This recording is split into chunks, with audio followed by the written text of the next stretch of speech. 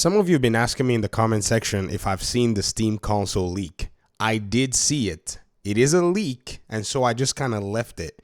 Now, let's dive into this part of the hardware thing because for the most part, I kind of saw this sneaking up on everyone, but not in the console sense, simply because Steam kind of said it. Believe you me, Steam has been targeting console players, especially with their latest device that is out there. No one really said it, but Steam themselves say it. This is the Steam Deck page, and where they advertise it, they said powerful portable PC gaming designed for comfort and a console-like user experience. Those of you who are on console, you've had many discussions with me. I've made many videos, you've watched many videos, and you've sworn that you will never game on a PC, even though you do game on a PC branded as an Xbox PC or a PlayStation PC. Now, they call it their console, but it is a computer gaming device. That's what it is. And so Steam now has the data, everything it needs from the comment section, from your tweets, and from your declarations that you will never play on a PC to go into the market and make something that will get the job done. It's ideally for you. It's going to have Steam OS for the most part, which is Steam's own proprietary operating system, and it's going to give you that experience that simplicity pretty much brings to the table. Ain't that what you said you wanted? You said you wanted simplicity, right? So guess who's going to give you simplicity? Valve. Believe it or not, you may say that this is a stretch because these are rumors, but the rumors seem to have a lot of weight behind it because at one point in time, there was a Steam machine from Alienware. It appears that the need for a device that has accessibility across the board is something that gamers might be looking for. And the way Steam actually operates, this may really be a very interesting thing. And believe you me, I don't even have to wait to see if console players are going to buy it. Console players are already enjoying that experience via a Steam Deck, either a Rogue Ally, a Lenovo Legion, or other handheld devices like the MSI Claw. If I even took a survey right now, and from what I've been seeing, some of you've entered into even the handheld gaming on the Steam side, you're already in it. You were looking for a low-cost, simplistic way to get into the PC ecosystem via Steam, and some of you bought a Steam Deck. Some of you bought a Rogue Ally or the Rogue Ally X. Welcome to PC gaming. At the end of the day, there's something you saw there that made you interested, and most of you seem like you like your experience. And so I think Valve is now trying to come in and capitalize on this. And so there's almost no reason, if this becomes a thing, that Xbox will maintain a closed ecosystem. Why? Valve is pro-consumer as heck. The Steam Deck itself supports Windows, supports Linux, supports different, various kinds of systems on it. Even Valve went ahead at one point after people started asking to provide drivers for your, Steam Deck to be able to work as a Windows computer. This pretty much makes a Steam Deck more valuable, seeing as the other handhelds that have come to the market, like the Rogue Ally, the Lenovo Legion, have Windows native on them. So your Steam Deck can now do exactly the same if you prefer that operating system in the way that you run your software and your games. So this is actually pretty cool. It's pretty interesting to see, and a lot of people seem like they're interested in what's going on. It's kind of surprising, though, ladies and gentlemen, that, when you look at the way things are, it's always framing at the end of the day. Now, I made a video a while ago where I was talking about how you can make your gaming PC already do what this Steam OS is pretty much going to do. It's not rocket science. I'm going to go ahead and show you here in a second because a lot of people have been super doubtful as to the, in quotes, simple nature of a console compared to a PC. I talked about how, you can use things like big picture mode. You can go in and you can basically set up your system to be able to do some cool stuff. But for some, it seemed like that paradigm was just way out there for them. So here is my Steam library, and I can do some settings where I can go basically into my Steam. I can open up my settings, and I can, allow for my Steam to launch in what's called big picture mode. This is basically whenever Steam launches, it will go into this interface that looks just like a library, a console, a storefront. All of the above is in there.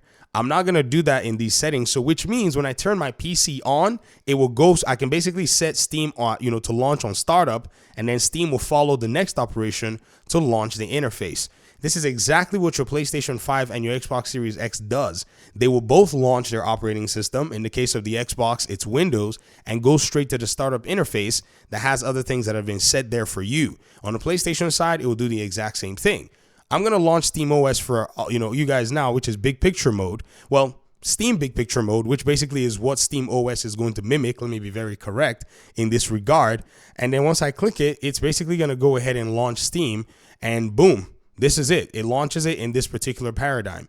If you notice, it's like, basically giving you now a much more simplified way to view your library. All your games are now situated here. You can see them. If they're installed, you can play them. If they're not installed, you cannot play them. My controller is not connected to this particular PC, but hey, it is what it is. I'm just using it to show you as an example. It's got news. It's got all kinds of stuff. I think and I could just use my mouse, to be able to navigate through it as well, to be able to see all what's there at the end of the day. So I can go ahead and I can get away from, the Steam OS mode, or I could just go to my library and continue to scan what my recent games are. I can also go to my full-blown library at the end of the day if I wanted to, and a controller will be able to take you through. And this is how your Steam Deck looks as well, by the way. This is the exact same, interface. You can separate by installed games, and this is my, content creation PC. So I basically have almost no games installed on here, and you can pretty much go and check through all what's going on. And, this is exactly what a lot of console players have said they want to do. This has been in existence, by the way, for many, many years. This is not new. And I remember using it when I was doing the living room build. Kids were really little at the time, and so I didn't want to be stuck in an office doing videos and then gaming in there.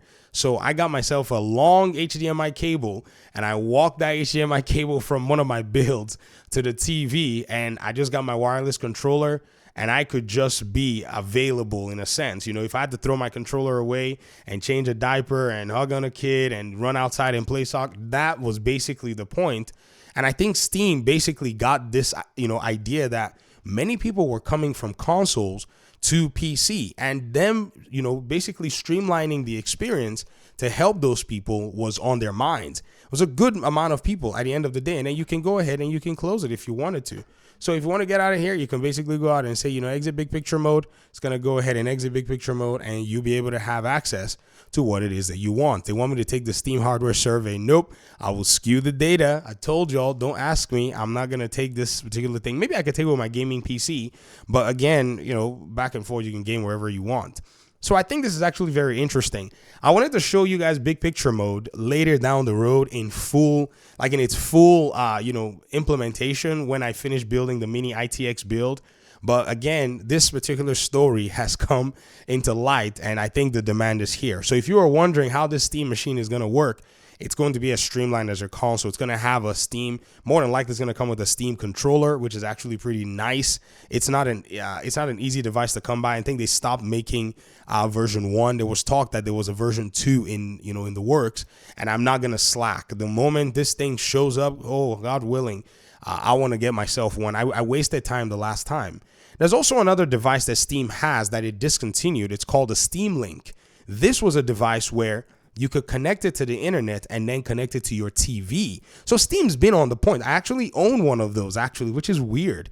I owned, they discontinued it, and so they were clearing out stock, and they sold them for $7.99.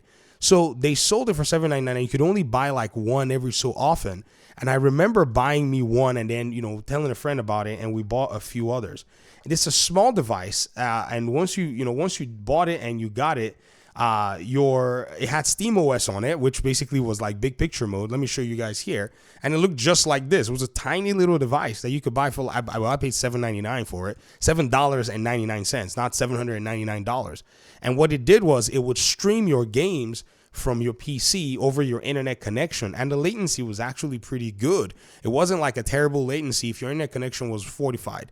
You could connect a Ethernet cable with it. You could use Wi-Fi, and this is the HDMI port right here. You could just connect it to your TV, and you had a USB port. You could do a mouse and keyboard, or you could do a wireless control for your controller. It had Bluetooth on it. So Steam's been innovating for a while and trying to come in to get this market to get exactly what it is that they want. the competition is on. And if you buy a Steam device, that device is not just going to be for Steam, because Steam is user-friendly and pro-consumer in a sense. You can take that device and then start to customize it. This is what Xbox should do, man. Xbox should not sit there and let Steam get in the market there, because if Steam gets in the market there, it kind of makes no sense for them anymore. Because what they need to do is do a branded Xbox that gives you that back end that those who want to tinker a little bit and make it really simple for them. It's a Windows-based OS, so the paradigm of locking your console when you already want to unlock your exclusives, to me, doesn't really make any sense. That's how you're going to basically be able to take hardware from a good amount of hardware anyways from PlayStation. Now, is Xbox going to do it? I think Steam is probably going to be the force that has them even thinking of or considering it at any rate. But we don't know how it's going to go, though, because, they want to control their ecosystem. They want to make money. So think about it, too. Subscribers to Game Pass and subscribers to Game Pass Core and all of that, they're going to lose a lot of them. If they sell a machine where you can go to Steam and buy the games and play without needing a subscription, they're going to go away. So Microsoft needs to be able to think about that business model. Maybe it just needs to go ahead and eliminate it altogether so that whoever wants to still buy a traditional Xbox can keep a traditional Xbox and say, I don't want to deal with that. And then whoever is savvy enough can still go into the PC side, but via Xbox at the end of the day. Opportunities everywhere, and the market shifting is so nice. I like this. This is what you want to see in a market. Talk to me in the comment section. Thanks so much for watching. Hopefully we'll talk pretty soon in another one. Peace out.